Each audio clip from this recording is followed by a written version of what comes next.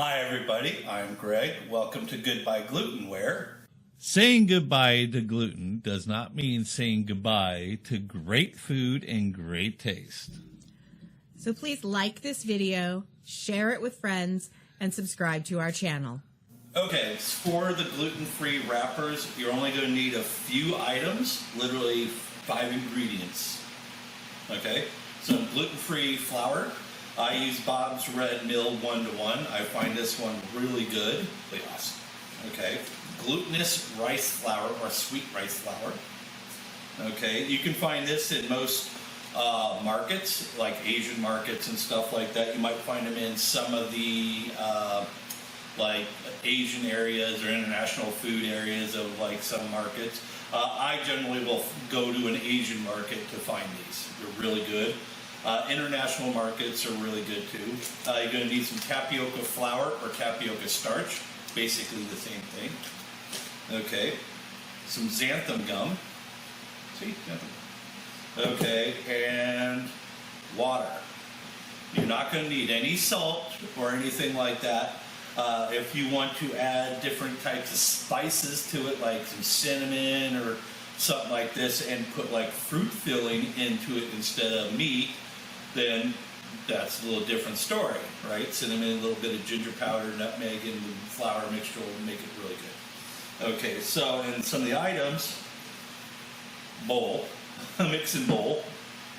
You can use like a food processor. You can use a stand mixer if you want. Okay, whisk and a spoon if you're doing it by hand. Okay, now down below is a link to the Walks of Life family, and these are the people that I got the wrapper recipe from and the filling from, which they're amazing. I mean, their food is so good looking, and I tried some of the recipes already. You know, even they had just normal ones that were gluten free. I just modified them. You know, taste them really good. These people have a YouTube channel, which is right below. They also will teach you how to pleat the wrappers, okay? But if you don't want to take all that time to pleat the wrappers, get yourself one of these little cool things.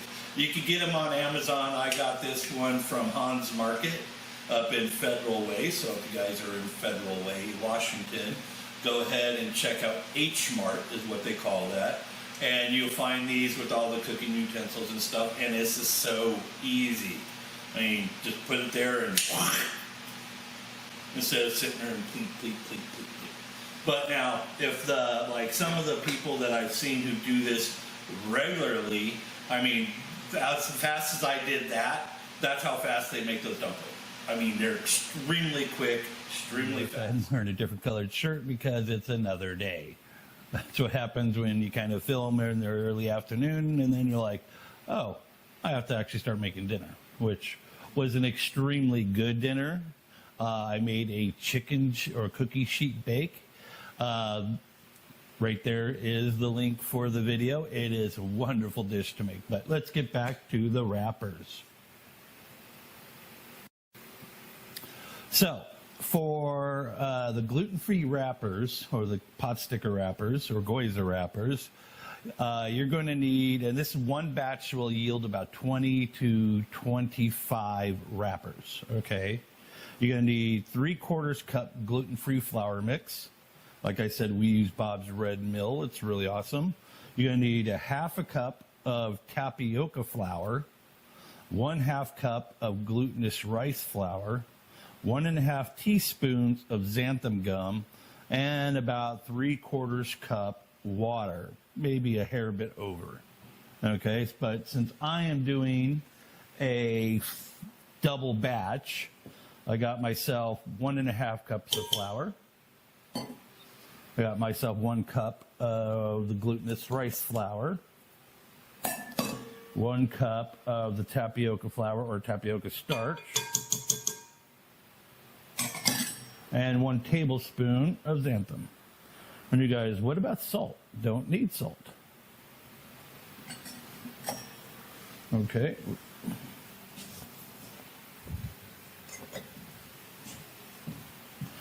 Okay, so now I'm just going to whisk the dry ingredients together.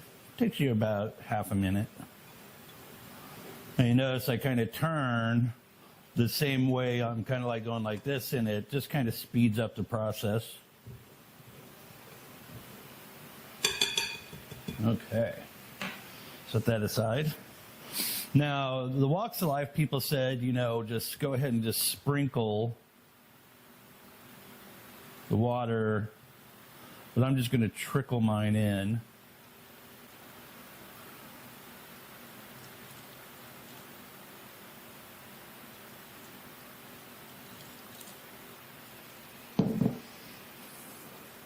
Now, if you want to use a blender, you know, KitchenAid or whatnot, or a bread machine, go ahead. I'm just doing it this way just so you guys can see how I'm doing this.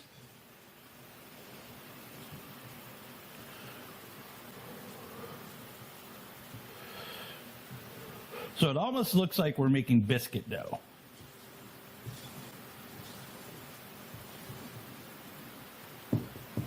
I'm going to try to get that water all absorbed. Oh, and make sure you guys have some plastic wrap and some parchment paper ready, and yourself a cookie sheet and yourself a nice rolling pin.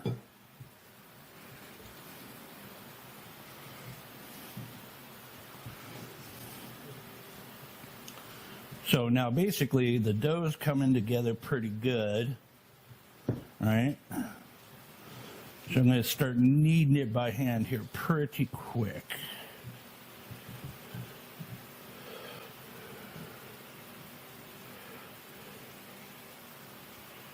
Okay, this is the fun part I love about baking, getting the hands gooey. I think that's why I loved cooking when I was a little kid, because it was like, it was okay to get your hands dirty. But when you're outside playing in the mud or your mom's flower garden, you wouldn't be able to. Or bring a handful of snakes back so you can scare your sister. Oh, that's when they draw the line.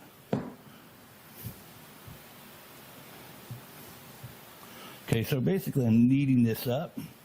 At the same time, I'm trying to collect all that extra bits of flour that haven't been done.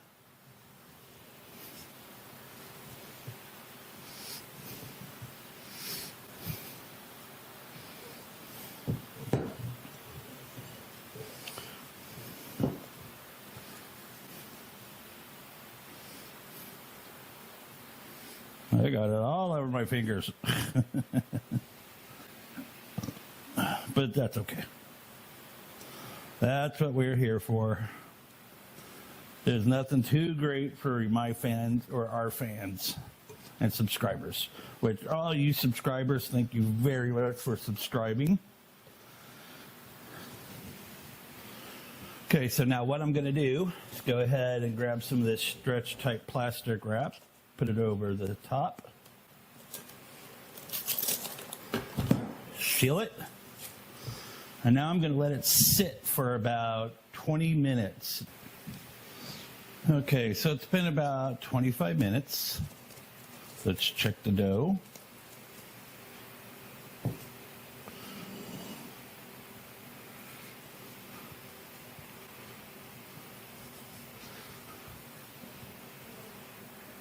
Okay, a little sticky still. That's okay. I'll just add a little flour.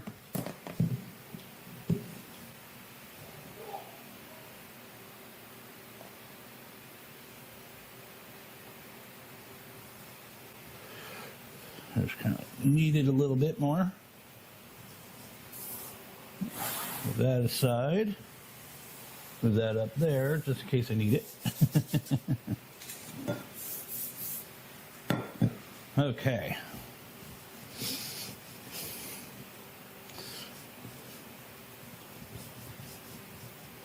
Kind of roll this out a bit. If it looks like it's separating like that, it's fine.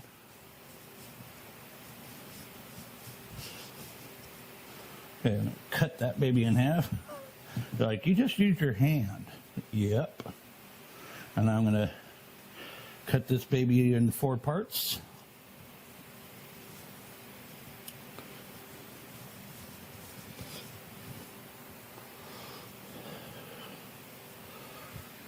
Just grab a simple butter knife.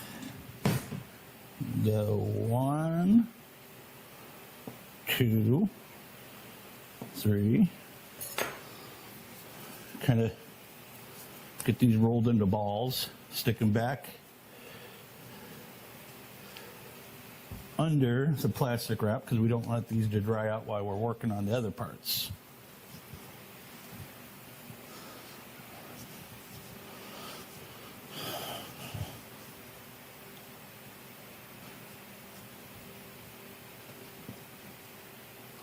So cut in half, cut in half, cut in half.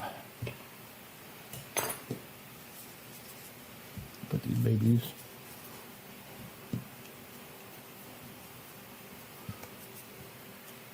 back under plastic wrap. Make sure they do not dry out. Oh yeah.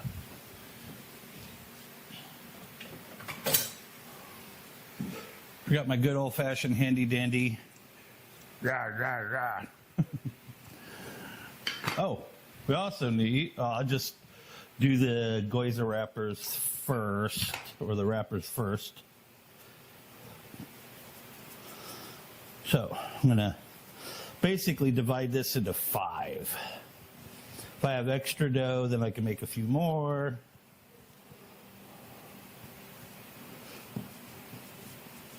I'd rather have a little excess to trim off than going scant.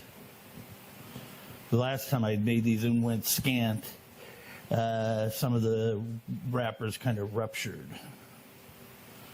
Okay, so about a 6-inch log. I'm going to cut these in half.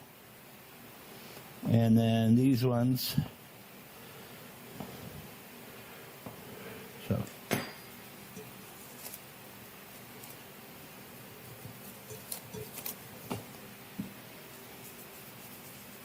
So make these kind of into circles if you can, like that.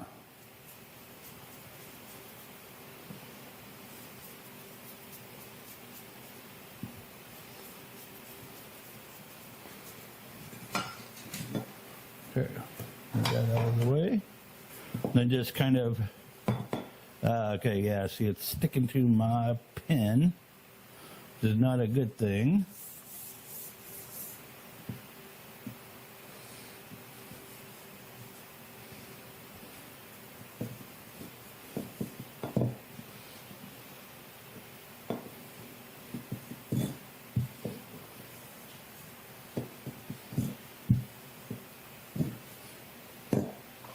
So you basically want them about 4 inches wide and pretty thin. I mean,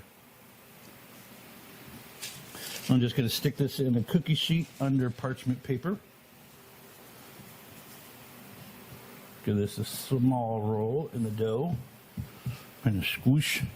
Now you can cheat a little bit by, you know, kind of going around and doing a little circle. Well, it's not really cheating. It's just... Like I said, the more people are doing this, the faster you can get it done. Get her done.